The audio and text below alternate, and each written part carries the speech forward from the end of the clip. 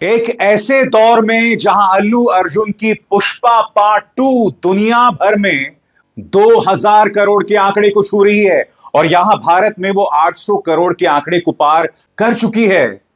एक ऐसे दौर में रॉकिंग सुपरस्टार यश की टॉक्सिक का टीजर सामने उभर कर आया है। दोस्तों, 2025 क्या साल होने वाला है। सलमान भाई की फिल्म सिकंदर का टीजर दर्शक देख चुके हैं।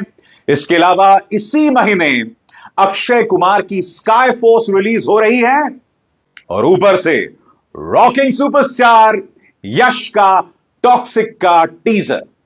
आज हम इन तीनों की बात करने वाले हैं, तीनों का एनालिसिस करने वाले हैं। आपको अंत तक मेरे साथ जुड़े रहना होगा दोस्तों, मगर शुरुआत मैं करना चाहूंगा रॉकिंग सुपरस्टार यश की टॉक्सिक की टीजर के साथ। इस टीजर की शुरुआत होती है एक क्लब जिसका नाम है पैराटूसो के साथ, और उस क्लब के ठीक बाहर रॉकिंग यश की कार आकर खड़ी होती है और उसके बाद एक मोन्टाज शुरू हो जाता है। कुछ ऐसी तस्वीरें शुरू हो जाती है जिसमें रशियन डांसर्स जो हैं वो नाच रही होती हैं, कोई ड्रग्स ले रहा होता है, कोई बंदूक यानी पिस्तौल को चाट रहा होता है और उसी बीच रॉकिंग यश की जो एंट्री है वो उस बार के अंदर, उस क्लब के अंदर होती है।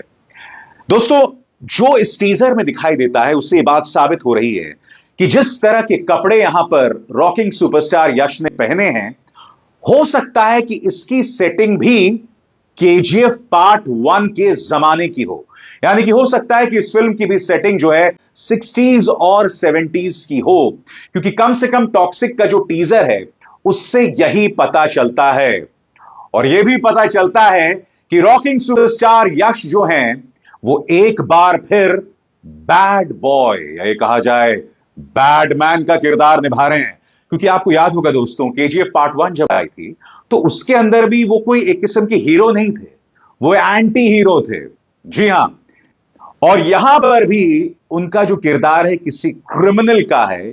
यह कम से कम एक ऐसे व्यक्ति का है जो उन क्रिमिनल से बदला लेना चाहता है। क्योंकि इसके अंदर आप देख सकते हैं कि रॉकिंग सुपरस्टार यश जैसे ही इस क्लब के अंदर घुसते हैं तो वो आसपास जो है लोगों को देख रहे होते हैं।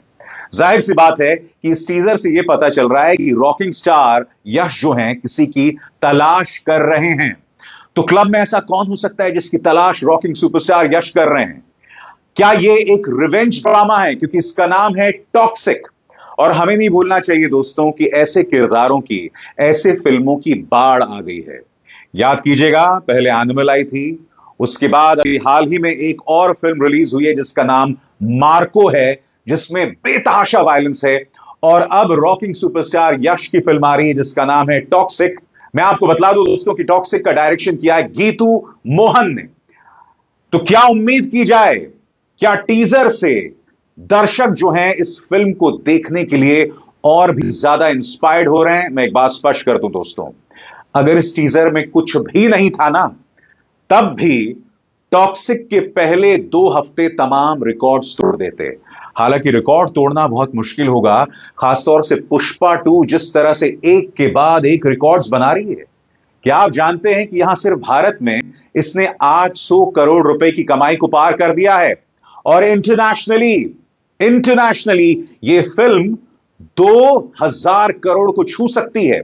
बड़ा सवाल यह कि क्योंकि यश ऑल इंडिया सुपरस्टार हैं, क्या उनकी टॉक्सिक पुष्पा 2 का रिकॉर्ड तोड़ पाएगी या फिर कोई और है जो पुष्पा 2 का रिकॉर्ड तोड़ने वाला है? क्या सलमान भाई की सिकंदर से यह उम्मीद की जाए? दोस्तों, अभी कुछ ही दिनों पहले उनका जो टीजर है वो रिलीज हुआ है। सबसे पहले मैं आपको बता दूं इस टीजर में क्या क्या है। इस टीजर की खास बात है सलमान का वो डायलॉग जिसके अंदर वो कहते हैं कि कई लोग मेरे बारे में बहुत कुछ कह रहे हैं या कई लोग मेरे पीछे पड़े हुए हैं, बस मेरे मुड़ने की देर है। अब कई लोग ये कहने लगे हैं जो टीजर है, कहीं सलमान खान इसके जरिए गैंगस्टर लॉरेंस बिश्नोई को ताना तो नहीं दे रहे हैं? क्योंकि आप जानते हैं कि गैंगस्टर लॉरेंस बिश्नोई उनके जान के दुश्मन बने हुए हैं। और ये जो डायलॉग इस टीजर में वो ये कह रहा है कि कई लोग मेरे पीछे पड़े हुए हैं, बस मेरे मुड़ने की देरी है। दोस्तों, सलमान खान की फिल्म सिकंदर की टीजर की बात करें तो इसमें सलमान खान जो है एक वेयर हाउस के अंदर घुसते हैं और उस वेयर हाउस के अंदर कई मूर्तियां होती हैं जिनके नकाब भी होते हैं और फिर अचानक उनमें से एक मूर्ति हिलना शुरू करती है। वो एक बंदूक निकालती है और फिर सलमान और उनके बीच में एक फाइट सीक्वेंस होता है। मुझे इस टीजर की जो खास बात लगी, उसकी जो पूरी फीलिंग थी, उसका जो पूरा ऑरा था और उसका जो पूरा बैकग्राउंड म्यूजिक था, खास तौर से मेरे मन में इस बात को लेकर उत्सुकता है या इस बात को लेकर क्यूरियोसिटी है कि ये जो तमाम लोग वहां खड़े हुए थे मूर्ति बनकर, उन्होंने जो मुखौटे पहने हुए हैं उसके क्या मायने हैं और उसके जरिए आपके मन में सिकंदर की कहानी को लेकर एक उत्सुकता पैदा होती है। बड़ा सवाल यह कि क्या जनता सलमान खान को इस किरदार में देखना पसंद करेगी। मैं आपको बता दूं दोस्तों, वो जो टीजर आया है, दर्शक सलमान खान को देखने के लिए बहुत ज्यादा इस वक्त आतुर हैं और उन्हें इंतजार करना पड़ेगा ईद तक का, क्योंकि बताया जा रहा है कि इस फिल्म की रिलीज ईद के दौरान है और आप जानते हैं ईद पर अमूमन सलमान खान की तमाम फिल्मों की रिलीज होती है और वो लोग छप्पर फाड़ बिजनेस भी करती हैं। तो जो दूसरा बड़ा नजराना इस साल का होने वाला है वो है सलमान खान की सिकंदर। और अब हम बात करने वाले हैं स्काई फोर्स की। जी हां, अक्षय कुमार की स्काई फोर्स इसी महीने रिलीज होने वाली है। सबसे पहले मैं बता दूं दोस्तों ये किस बारे में है। यहां इस फिल्म में न सिर्फ अक्षय कुमार हैं बल्कि वीर पहाड़िया भी हैं जो इस फिल्म में अपना डेब्यू कर रहे हैं। इस फिल्म के अंदर अक्षय कुमार का जो किरदार है वो एक एयरफोर्स ऑफिसर का है। कुछ सुना सुना लगता है, याद है आपको? ऋतिक रोशन की फाइटर आई थी जिसने कोई बहुत ज्यादा बिजनेस नहीं किया था। तो बड़ा सवाल यह कि फाइटर तो फेल हो गई, और खास तौर से तब जबकि ऋतिक रोशन का बॉक्स ऑफिस पर एक रुतबा है, फिर भी फेल हो गई। और जहां तक अक्षय की बात है, आप जानते हैं पिछली 20 फिल्मों में से बमुश्किल 1 या 2 फिल्में होंगी जो चली होंगी। तो ऐसे में जब फाइटर नहीं चल पाई तो क्या अक्षय कुमार की स्काई फोर्स चलेगी? सबसे पहले मैं आपको बतलाना चाहता हूं इस ट्रेलर में क्या क्या खास बातें हैं। इस फिल्म की सेटिंग है 1965 की, 1965 की, जब भारत और पाकिस्तान में जंग हुई थी। और मैं आपको बतलाना चाहूंगा कि 1965 में भारत और पाकिस्तान के बीच में जो जंग हुई थी ना, इसी पर एक और फिल्म बन चुकी है जिसका सीक्वल आने वाला है। जी हां, सही सुना आपने, सनी देओल की फिल्म याद है आपको, बॉर्डर रिलीज हुई थी, जिसने रिलीज के दौरान छप्पर फाड़ बिजनेस किया था। उसी बॉर्डर का सीक्वल बन रहा है और बॉर्डर जो बनी थी ना वो 1965 में सेट थी। अब दोस्तों, इसी 1965 में स्काई फोर्स, अक्षय कुमार की स्काई फोर्स अपनी जगह बना रही है। इस ट्रेलर से हमें क्या क्या पता चल रहा है? इस ट्रेलर से हमें यह पता चल रहा है कि अक्षय कुमार इस ट्रेलर के अंदर खुद को पाकिस्तान का बाप बता रहे हैं। यही नहीं, वो महात्मा गांधी पर भी ताना देते हैं।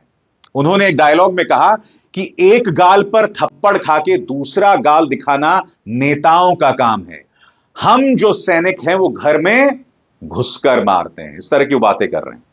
सबसे पहली बात, अक्षय, मैं जानता हूं कि आजकल आप एक पॉलिटिकल पार्टी के प्रोपेगेंडिस्ट बन गए हैं, मगर महात्मा गांधी नेता नहीं थे। महात्मा गांधी एक विचार थे, राष्ट्रपिता थे। महात्मा गांधी इस दुनिया में मार्टिन लूथर किंग से बराक ओबामा सबके लिए प्रेरणा स्रोत रहे हैं।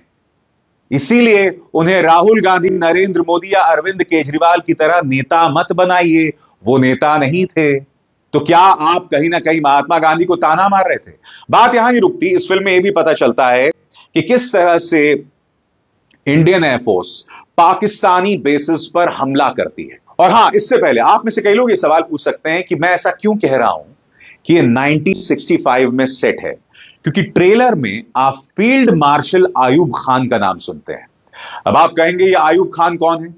आयूब खान दोस्तों पाकिस्तान के राष्ट्रपति थे 1958 से लेकर 1969 के बीच में।